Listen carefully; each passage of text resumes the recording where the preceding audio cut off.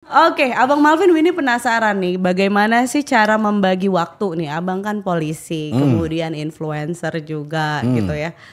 Gimana membagi waktu dan membagi perannya? Kalau suka dukanya kalau sukanya banyak ya, kalau sukanya. Kalau dukanya boleh. Kayaknya teman-teman pemuda nih pada mudik nih besok.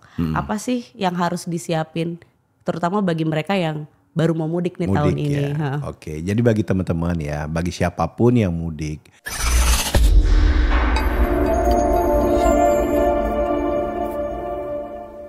Hai pemuda Indonesia, balik lagi di podcast Rumah Pemuda. Winnie Septiana menyapa, sudah lama nih, pada puasa enggak?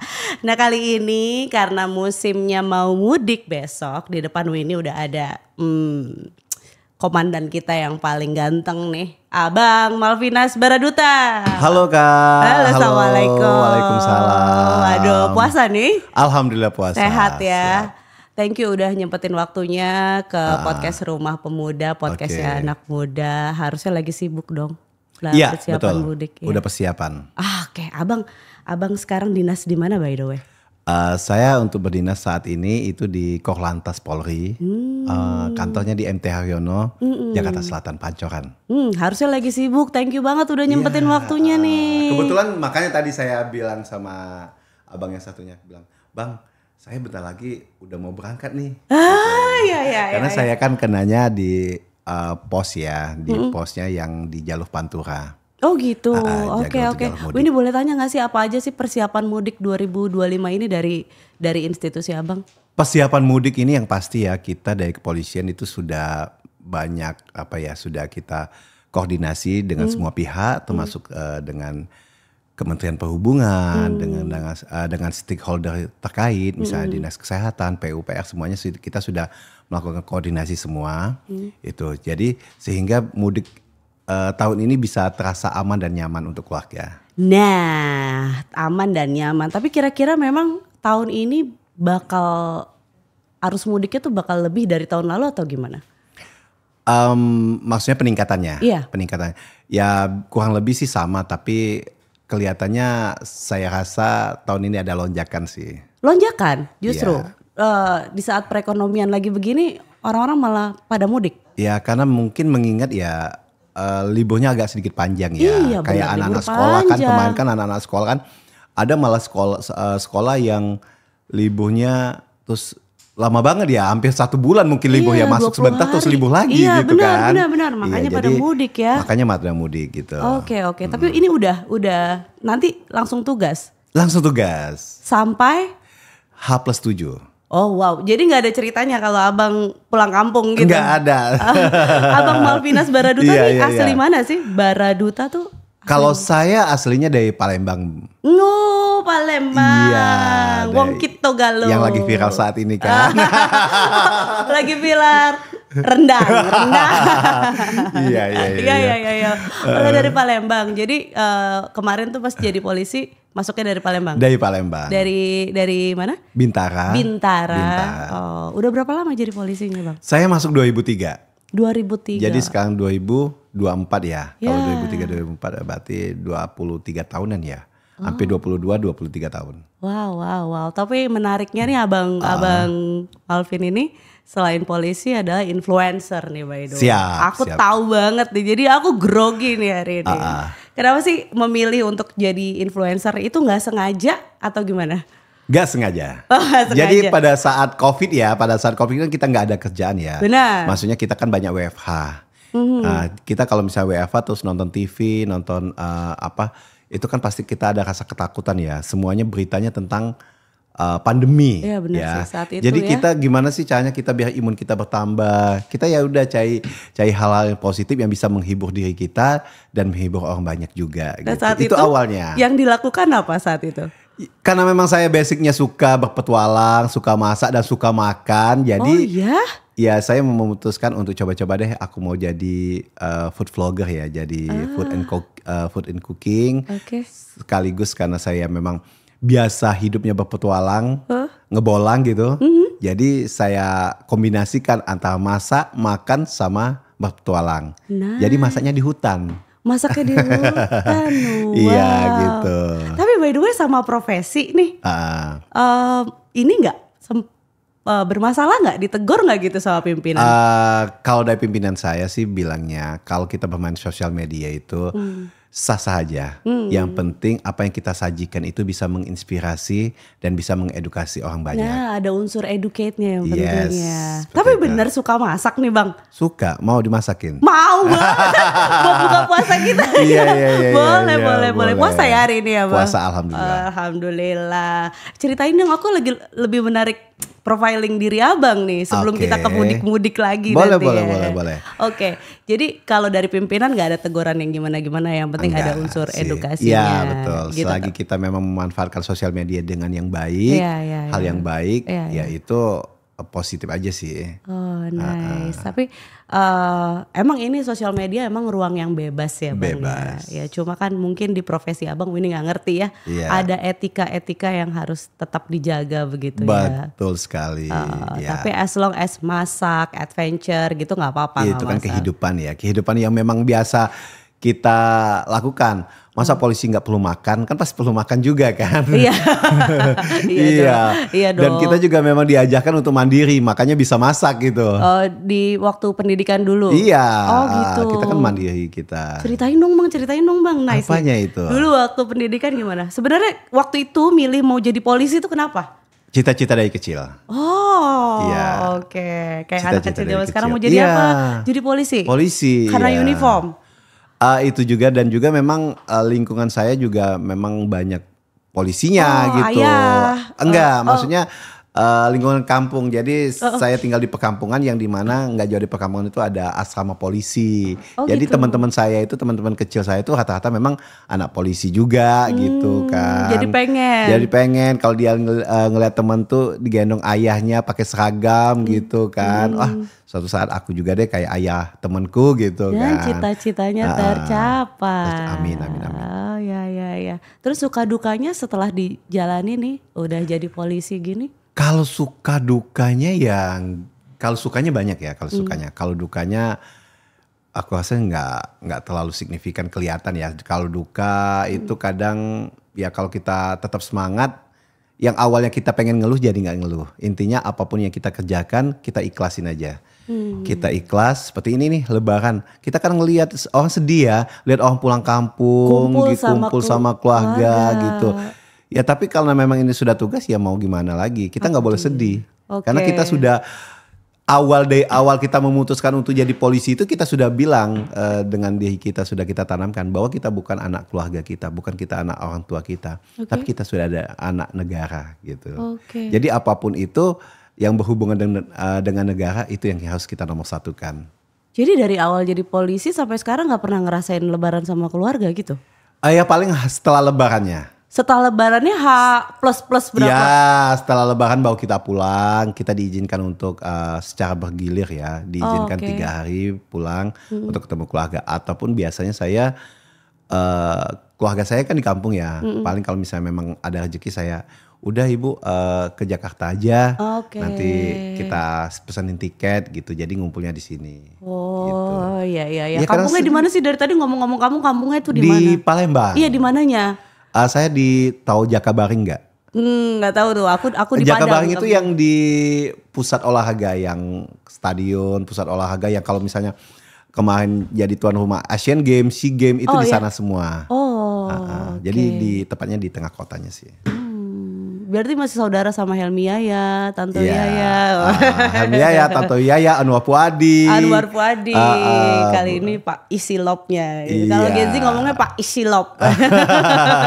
Isilop ya. Iya, tapi sekarang aku ini sih ya, Pak Polisi sekarang nggak boleh ditakutin lagi karena Nggak banyak boleh. yang nice, banyak Iya. yang sebenarnya mereka baik-baik dan respect. I do respect Betul, sama Pak Polisi. Apalagi kalau lagi demo-demo gitu.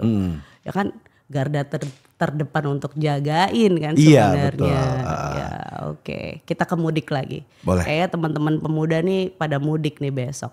Apa sih yang harus disiapin terutama bagi mereka yang baru mau mudik nih tahun Mudik ini? ya. Oke, jadi bagi teman-teman ya, bagi siapapun yang mudik, kita pastikan dia pakai apa dulu nih. Dia Oke. pakai roda 4 atau roda 2. Oke. Pokoknya mau kendaraannya apapun ya, kita persiapkan diri kita. Jadi kalau dalam perjalanan itu kita mempersiapkan ada 3 namanya trisiap. atau 3 siap. Pertama 3 siap. 3 siap. Oke. Pertama kita harus siap fisik dulu.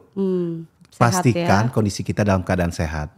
Kalau kita nggak sehat jangan paksakan untuk berkendara. Apalagi pakai motor ya, itu kan bahaya sekali kan. Kita lagi pusing, kita lagi masuk angin, tiba-tiba kita pakai motor kan apa nggak oleng nanti di jalan. Nah, even ngantuk sih ya, kurang tidur. Begitupun kita bawa mobil, kalau kondisi kita nggak sehat, kita bawa mobil, itu kan bisa daya konsentrasi kita kan berkurang jadinya kan. Nah disitulah kadang menyebabkan suatu kecelakaan. Jadi kita benar-benar harus siap fisik.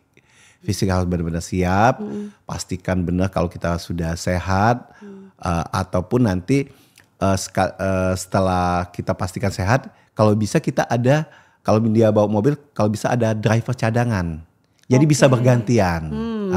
Jadi bisa bergantian. Jadi kalau misalnya kita capek, kita bergantian. Kalau naik motor juga tuh, kalau bisa yang diboncengin Kalau naik gantian. motor usahakan untuk, kan nanti ada tempat-tempat rest area atau tempat peristirahatan di pinggir jalan. Oh, posko-posko polisi juga biasanya ada ya? Iya, ada. Oh iya. Jadi usahakan untuk ketika lelah sedikit, jangan dipaksakan harus berhenti untuk istirahat. Begitupun dengan mobil gitu, harus istirahat dulu gitu. Oke, Gitu. terus dua. Tadi satu ya? Satu. Kedua itu siap fisik kendaraan. Oh, kendaraannya dicek-cek dulu betul. tuh. Kebanyakan orang kan pengen cepet-cepet aja ya, pengen Iya. cepet-cepet tanpa mempersiapkan kendaraannya seperti apa. Saya aja kalau misalnya kemana-mana, kalau misalnya dalam perjalanan jauh, saya pasti mobil saya pastikan kadang saya cek ke bengkel dulu. Ya, oli dan Iya, segala macam itu ya. olinya, terus lagi remnya, itu yang terpenting kan. Semuanya benar-benar dicek mesinnya gitu.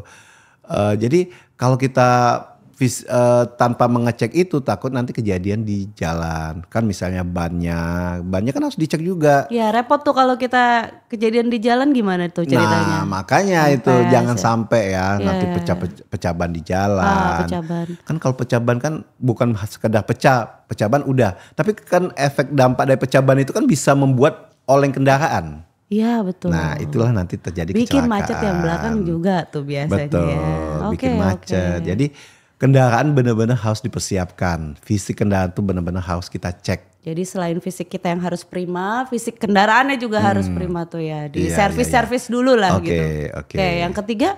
Yang ketiga itu adalah kita siap administrasi. Jadi kemanapun kita melakukan perjalanan, kita harus tetap membawa yang namanya surat-surat kendaraan. Oh, surat-surat kendaraan which itu is STNK, SIM kita, itu untuk keamanan diri kita ya, KTP juga. Jadi itu adalah persiapan kita untuk berjalan jauh ya. Dalam perjalanan kita mau perjalanan dekat atau perjalanan jauh, kita harus selalu membawa yang namanya surat-surat kendaraan, kelengkapannya, gitu. Tapi Abang Malvin sendiri udah tahun keberapa nih tugas untuk mudik? Udah lama sih, udah belasan tahun lah. Udah belasan tahun. Tingkat kecelakaannya gimana sih, Bang, selama ini? Selalu mengalami penurunan sih. Oh iya? Ya. Alhamdulillah selama ini beda dulu ya. Dulu saat ini dan saat ini sampai saat ini mudah-mudahan ya jadi selalu mengalami penurunan. Oke. Iya. Mungkin masyarakat juga udah aware. Betul. Dan Pak Isilop juga udah edukasi dulu sebelumnya, udah sosialisasi ya. Iya, jadi besok tugas di mana, by the way, di titik mana? saya rencananya ada di pos peristirahatan rest areanya di Jalur Pantura. Jalur Pantura. Itu di tepatnya di Kecamatan Losarang, Kabupaten Indramayu. Oke, jadi bagi orang-orang yang mau ke sana ke Jawa, kan? Ke Jawa. Kan ke Jawa kalau misalnya tidak melalui tol pasti lewat sana. Jalur Pantura namanya. Oh, bisa juga nggak lewat tol? Iya, nggak bisa. Jadi kan kalau pemotor kan harus lewat sana. Oh, motor harus lewat sana. Pemotor kan kebanyakan lewat sana karena nggak ada jalan lain kecuali dia lewat jalur selatan. Nanti ada Bang Malvin tuh di pos berapa tuh, Bang? Namanya pos timbangan Losarang.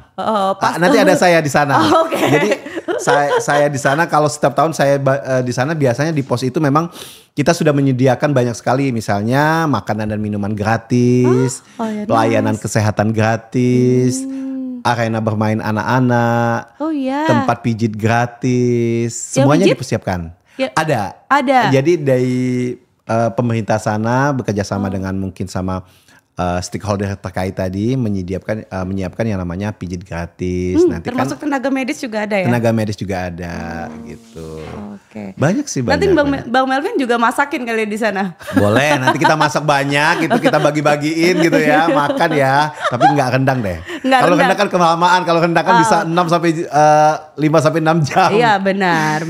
Tapi kalau mamaku masak rendang ya seharian sih. Iya seharian biar lebih enak gitu kan. By the way yang lagi viral itu kenapa sih? Jadi ke situ di Palembang soalnya ya. Oke Bang Malvin, ada yang mau disampaikan gak nih? Ini kan podcastnya para pemuda. Oke, disampaikan untuk pemudik atau untuk enggak, buat para pemuda aja. Ini kan sosok pemuda yang inspirasional nih di depan aku sekarang nih. Motivasinya buat para pemuda Indonesia. Buat pemuda Indonesia intinya pertama ya, karena kalau sekarang kan dikenal apa ya, Gen Z ya. Gen Z ya benar. Jangan pernah melupakan sejarah. Karena saya sekarang miris ya, kadang anak-anak sekarang tuh lupa akan sejarah ya. Karena mereka tuh lupa sejarah apa emang nggak mau belajar sejarah sih bisa sebenarnya? jadi jangan melupakan sejarah. Nggak mau baca. Kedua juga etika. Ya, etika kita dulu sama etika sekarang tuh jauh beda. Nah itu kenapa tuh kira-kira faktornya? Ya faktor mungkin ya zaman sekarang kan semuanya sudah canggih ya. Semua jadi, serba instan ya. Teknologi ya. Teknologi juga bisa mempengaruhi. Terus lagi budaya-budaya luar juga bisa mempengaruhi juga gitu kan. Karena sekarang itu sudah seluruh dunia itu sudah tidak ada batasan lagi gitu kan. Sudah tidak ada batasan.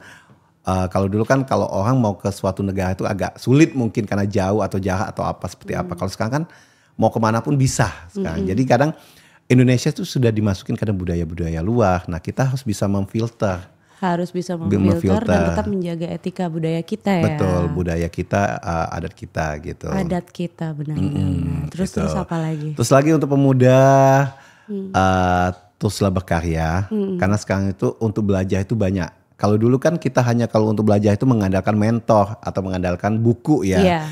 Kalau sekarang kalau kita untuk berkarya, untuk menciptakan sesuatu sangat gampang. Yeah. Karena dunia itu sudah terbuka luas melalui jaringan internet. Jadi kita harus informasi deras ya. Harus informasi deras. Jadi jangan pernah lelah untuk belajar sehingga kita bisa menghasilkan suatu karya yang bisa bermanfaat bagi orang banyak. Gitu. Okay. Bagi teman-teman yang belum kepikiran mau cita-cita apa tuh, cita-cita jadi polisi. Betul. Nggak apa-apa nggak? Gitu. Kenapa? Bercita-cita jadi polisi oke nggak menurut Bang Malvin? Oke banget. Kenapa? Nah, kalau cita-cita jadi polisi ya oke. Jadi memang polisi itu kan bukan hanya sebatas profesi. Tapi polisi itu adalah suatu pengabdian. Pengabdian kita terhadap bangsa, negara dan masyarakat. Jadi kalau misalnya kita bertugas bercita-cita polisi ya bagus banget. Berarti kita sudah mengabdikan diri kita untuk orang banyak gitu. Walaupun resikonya pasti di hari-hari besar nggak bisa kumpul sama keluarga gitu. Ya, tapi itu resiko lah ya. Resiko itu nggak apa-apa. So far enjoy aja kan? Enjoy. Sejauh ini saya enjoy kok. Tapi pasti ada sedihnya dong di hari Lebaran. Sedih Sedih pasti ada. Cuma ya itu tadi balik lagi ke tekad kita dari awal ya, bahwa kita sudah siap apapun resikonya. Gitu. Jadi kita nggak boleh sedih, apalagi sekarang tuh sudah enak. Kalau misalnya saya awal jadi polisi 2003 itu kan belum secanggih ini bisa video call ya. Memang masih agak sedih gitu kan. Kalau komunikasi kita di perantauan agak susah, hanya telepon dengan suara apa. Tapi kalau sekarang kan enak, kangen video call gitu. Sih, benar. Tapi dari dulu itu di hari Lebaran memang nggak pernah bareng keluarga? Kalau pada saat saya kena tugas piket kan kita gitu ya? piket ya itu nggak bisa pulang. Cuma kadang kita ada dikasih toleransi kalau misalnya memang semua kerjaan selesai, kita dikasih toleransi pada saat misalnya buat bisa ketemu keluarga bisa, misalnya pada saat hari hanya. Kan kalau hari hanya kan jalan-jalan kan sepi kan. Jalan-jalan sepi mungkin kita bisa langsung berangkat untuk nemuin keluarga, tapi setelah itu kita balik lagi. Jadi saya pernah mengalami waktu itu ketemu keluarga itu pada saat setelah sholat Id, saya berangkat dapat tiket pesawat, berangkat sebentar, sungkem, kumpul, foto-foto, langsung berangkat lagi. Wow, Itu tuh pengorbanan, Ya, pengabdiannya. Yang iya. penting dapat. Yang penting momennya maaf-maafannya. dapat gitu. Oke, Abang Malvin ini penasaran nih, bagaimana sih cara membagi waktu nih? Abang kan polisi, kemudian influencer juga gitu ya. Gimana membagi waktu dan membagi perannya? Jadi kalau misalnya tugas itu pasti ya wajib. Jadi kita dari setiap hari, kadang Sabtu Minggu pun kita masuk. Kalau memang Sabtu Minggu masuk. Iya. Terus istirahatnya kapan? Kita ada sip-sipannya juga Oh, kadang. oke. Tetap ada. Karena Oke. kita kan yang pasti kita kadang kalau normal waktunya itu biasanya Senin sampai Jumat ya, hari kerja kan. 9 to 5 begitu? Nah itu dari pagi sampai sore. Oke. Tapi kita ada juga Sabtu Minggu masuk kalau kita ada jadwal piket namanya. Piket, Jadwal oke. piket gitu. Jadi kita tetap masuk. Jadi ya setiap hari kita masuk. Mau lebaran, mau hari tanggal merah. Justru kalau tanggal merah kita malah siaga. Oke, ya Iya. makanya gimana tuh cara bagi waktunya ya kan?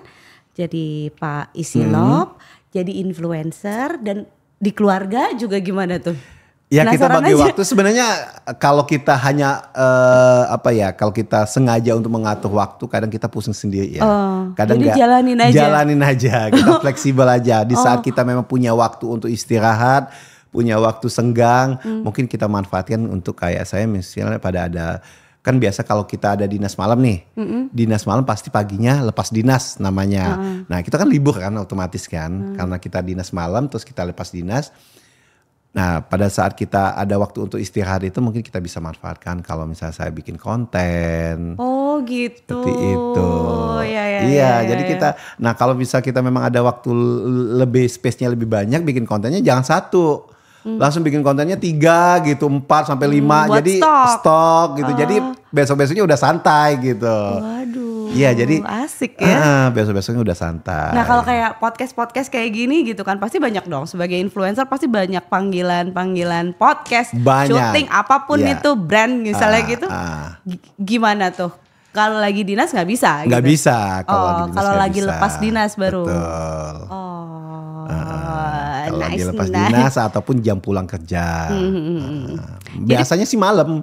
Apa tuh? Kalau misalnya ada panggilan podcast biasanya saya minta waktunya jam pulang kerja atau sampai malam gitu. Oh berarti kita spesial nih, kita nggak malam hari ini. Iya. Bang Malvin, jadi kan jadi polisi itu 2003 ya? Mulai ngonten tuh 2000? Awal COVID sih 2021. 2021 berarti duluan jadi polisi baru Iya. konten ya. Sampai akhirnya viral. Sekarang kan sudah Iya. sekarang udah jadi influencer lah begitu. Pernah dapat teguran keras gak sih dari pimpinan?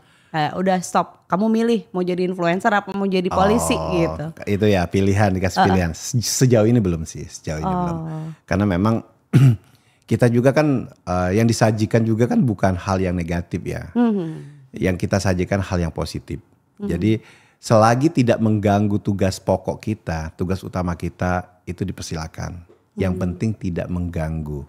Gitu aja. Tidak mengganggu kinerja gitu. Betul. Oh berarti so far mendukung ya pimpinan. Ya. Komandan ya.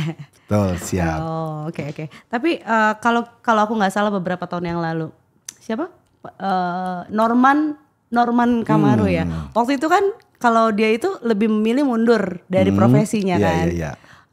Menurut Bang Malvin gimana? Bang Malvin akan ke situ nggak tuh arahnya? Enggak sih. Oh enggak ya. Saya sudah memutuskan untuk mengabdikan diri kepada bangsa, negara dan masyarakat. Masa saya harus mundur gitu kan? Oh, iya, Apapun resikonya ya saya tetap maju. Saya tetap mengabdikan diri saya. Oke. Gitu. Walaupun besok kita nggak tahu ya ke depan mungkin ada teguran dari pimpinan berarti berhenti ngontennya daripada berhenti jadi polisi gitu. Iya, iya karena memang tugas negara kan nomor 1. Oh nah ini abang tegas Iya. kita satu ini. Iya sih memang ya kita ketahui kalau Bang Norman kemarin kan memilih dunia keartisannya tapi ternyata toh redup juga begitu ya. Iya. Emang jiwanya jiwa polisi kan gitu. Bang waktu pendidikan dulu hal terberat apa sih yang dilalui? Hal terberat ya kangen sama keluarga aja sih. Waktu pendidikan? Iya. Jadi kita kan nggak bisa ketemu, kita kan nggak boleh ketemu. Jadi berbulan-bulan itu kita nggak bisa ketemu keluarga. Kayak Gitu. di asrama begitu. Iya, itu aja hal terberat. Kalau misalnya hanya lari terus hukuman ini, hukuman itu mah itu kita jalanin aja biasa aja ya. Semuanya mengalami hal seperti itu. Semuanya juga mengalami. Jadi mereka bisa masa kita nggak bisa gitu kan. Jadi ya udah santai aja. Cuma hal terberat ya itu tadi. Kangen sama Kangen. Kebetulan pada saat waktu itu juga pada saat saya ada pendidikan itu bulan-bulan seperti ini, bulan Ramadan, puasa. Ramadan. Nah, itu yang dulu kalau misalnya buka itu buka bareng keluarga, sahur bareng. sahur dibangunin, dimasakin gitu kan. Tiba-tiba kita kok aduh beda rasanya kan gitu. Aku jadi sedih. Kok emang mancing kesedihannya. Iya dulu kalau dulu kan gitu bangun gitu kan, bangun sahur ada yang bangunin, ada yang masakin. Ya waktu pendidikan sahur bareng-bareng juga dong. Bang teman, tapi kan tidak keluarga biasa kan keluarga yang bangunin ibu atau bapak kan biasanya ditanya mau makan apa nanti sahur apa kan enak gitu neganya ya. Kalau ini dibanguninnya dibentak-bentak kali. Iya Emang beda. satu angkatan tuh berapa orang sih? Kalau angkatan saya dulu yang satu pendidikan itu sekitar 800 orang. Satu pendidikan ya. Berarti seru malah sahur 800 orang. Iya, seru. Berapa bulan pendidikannya? Zaman saya dulu 6 bulan pendidikan, terus 5 bulan ada magang. Itu selama itu nggak bisa ketemu keluarga? Ada ketemu. Jadi 3 bulan awal itu tidak bisa ketemu keluarga, tapi setelah itu kita sebulan sekali boleh ketemu. Bisa. Ada pengalaman menarik apa yang bisa di-share sama kita para pemuda ini?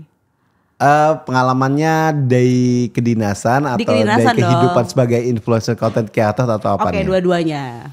Ya kalau pengalaman yang seru untuk keluarga ya kita tidak seperti, bukan saya ngomongin di saya ini ya.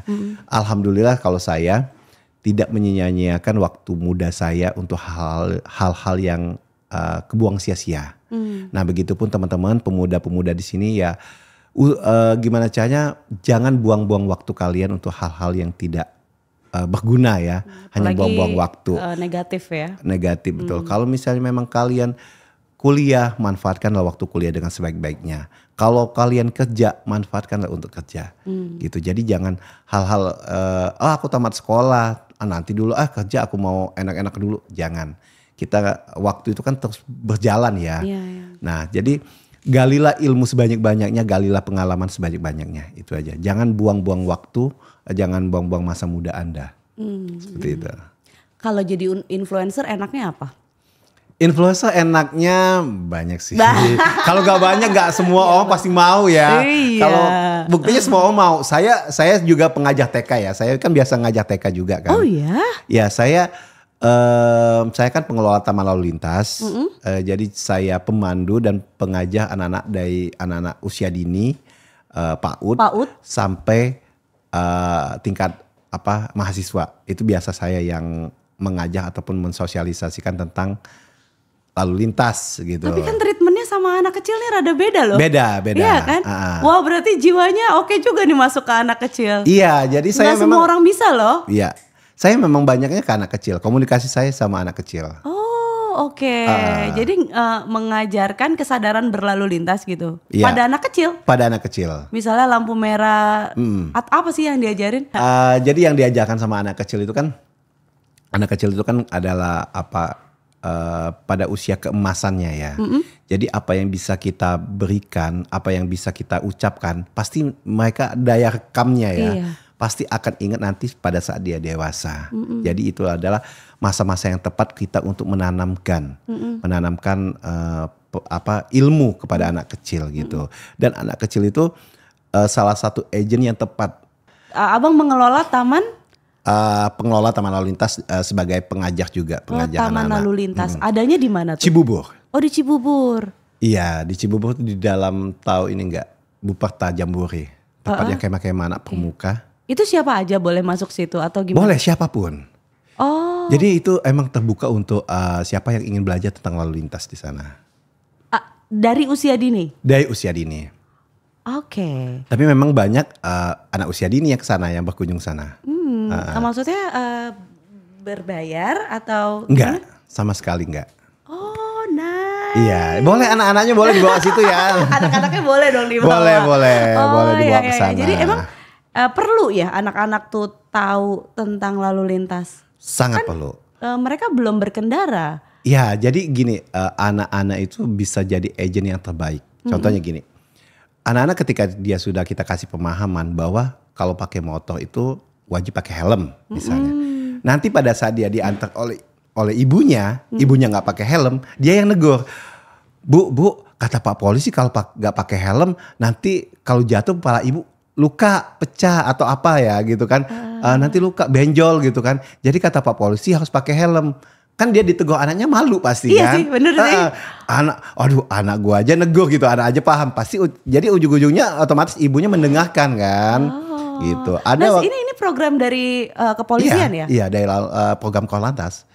Jadi saya waktu itu pernah terharu, ada seorang bapak-bapak dia pakai motor juga. Dia sampai bilang, "Pak, terima kasih," kata dia, "sudah mengajarkan anak saya pemahaman lalu lintas." "Kenapa, Pak?" Saya bilang, "Jadi gini, Pak, pada saat saya kerja, saya sampai sempat mau nangis," katanya anak saya bilang gini, "Pak, Papa pakai helm ya," kata dia. "Kalau misalnya nanti Papa jatuh, ketabrak, Papa meninggal, terus siapa yang cari duit, siapa yang kasih adik mainan, siapa gitu." Sampai dia nangis gitu bapaknya. Oh iya juga ya. Jadi anaknya sampai sejauh itu pikirannya. Kalau misalnya bapaknya terjadi apa-apa, kecelakaan, terus bapak nggak ada, kita mau kayak gimana? Aku nggak bisa main lagi, nggak bisa beli mainan atau segala macam. Sampai bapaknya berlinang air mata ya cerita. "Saya mengingat itu, Pak," katanya, "sedih banget," katanya. "Anak saya sudah sejauh itu berpikir," kata dia. Makanya saya sekarang ya udah pokoknya tertib berlalu lintas deh kemana-mana, walaupun cuma ke warung dekat atau apa, saya tetap menggunakan helm, kaca spion atau segala macam. Ya orang gitu. kita nih kan masalahnya yang sepele-sepele gitu disepelekan gitu kan betul, ya. betul. Spion nggak ada dicuekin aja gitu ya Pak Polisi ya. Oke, gini deh dari Pak Polisi closing statement buat kita nih supaya lebih aware sama berkendara lah begitu. Ya buat teman-teman semuanya tetap patuhi peraturan lalu lintas karena memang lalu lintas itu kan adalah urat nadi kehidupan ya. Urat nadi kehidupan. Jadi kita tidak akan terjadi suatu kecelakaan apabila kita tidak melanggar. Jadi kecelakaan itu terjadi karena suatu pelanggaran dari diri kitanya sendiri. Betul. Jadi jangan sampai kalian melanggar lalu lintas dan tetap patuhi lalu lintas. Itu aja untuk keselamatan, untuk untuk keselamatan kita semua, untuk masa depan kita semua. Apalagi saya sering menghimbau pada adik-adik SMA ya, adik-adik sekolah ya, yang generasi memang mental kebut-kebutan, mental sosokan, euforianya masih muda mentalnya masih istilahnya gagah-gagahan lah ya, gagah-gagahan, kerenan nah, gitu. Padahal itu kalau itu tidak bisa kita cegah atau kita himbau pada mereka, itu kasihan mereka sendiri. Contohnya dulu waktu itu ada anak SMA, dia bercita-cita jadi polisi, tapi dia masih senang dengan tingkah laku dia yang kebut-kebutan. Saya tanya, "Kamu kebut-kebutan? Tapi kamu pengen jadi polisi?" "Ya nggak apa-apa, Pak, mumpung masih muda, masih ini apa." "Tapi gimana dong cita-cita kamu polisi?" "Ya nggak apa-apa, Pak." Aku bilang, "Jangan deh, nanti terjadi apa-apa sama kamu nggak jadi polisi. Tetap ngeyel. Besoknya kejadian, kecelakaan, kaki patah. Ya Allah. Ya nggak bisa dong? Nggak bisa. Kalau sudah terjadi apa-apa, kakinya maaf kata mengalami cacat, mengalami apa, ya udah. Jadi cita-cita dia yang sudah tanamkan dia itu ya terkubur, jadi nggak bisa. Kenapa? Ya itu tadi, dia selalu meremehkan apa yang kita sampaikan gitu. Jadi kalau misalnya apalagi adik-adik yang memang punya cita-citanya tinggi, cita-citanya pengen jadi ini, udah sayangi diri Anda dengan cara menaati peraturan lalu lintas. Bang, ini terakhir ya, ini agak menggelitik ini sih. Sebenarnya gimana sih caranya, ini aku termasuk ya. Kita tuh sadar dulu sama keselamatan kita dibanding kita takut ditilang sama polisi gitu. Kebanyakan kan orang takut ditilang aja, bukan takut kitanya kecelakaan justru. Iya. Gimana tuh Bang cara menumbuhkan kesadaran ya? Ya itu tadi, kita harus tahu ya, kalau misalnya menumbuhkan kesadaran itu ya kita harus dari diri kita sendiri. Iya sih, Kita harus tahu gitu kan, paham. Kayak misalnya contohnya gini, dia pengguna motor, Iya. ya, dia harus tahu kalau saya tidak memakai helm, kalau saya tidak mengatur istilahnya menaati peraturan, motor itu kan rodanya 2. Apa dia yakin harus selalu bisa berdiri? Kan bisa jadi nanti suatu saat oleng gitu kan, terjadi kecelakaan. Nah, kalau sudah kecelakaan kan pasti otomatis kejadian apa-apa kan dengan fisik dia bisa luka, bisa apa. Jadi harus sadar diri bahwa suatu kejadian itu tanpa kita sadari pasti akan kejadian kalau kita tidak benar-benar prepare dengan diri kita. Oke, apalagi nggak pakai helm ya. Iya. Kalau sampai amit-amit kecelakaan nggak pakai helm tuh malah lebih parah kan? Betul. Seperti maaf kata pembalap, emang pembalap sudah pasti nggak bakal jatuh. Pembalap aja yang sudah bisa ini pasti akan mengalami jatuh kan. Iya. Apalagi kita yang biasa. Jadi memang harus timbul kesadaran bahwa hari sial itu tidak mengenal tanggal. Hari sial nggak ada tanggalnya. Kapan aja bisa kita sial gitu. Jadi harus tanamin diri kita bahwa kita itu ada keluarga yang menyayang kita, ada keluarga yang menunggu kita. Jangan sampai karena kita keluarga jadi sedih, keluarga jadi berantakan seperti itu. Oke Bang.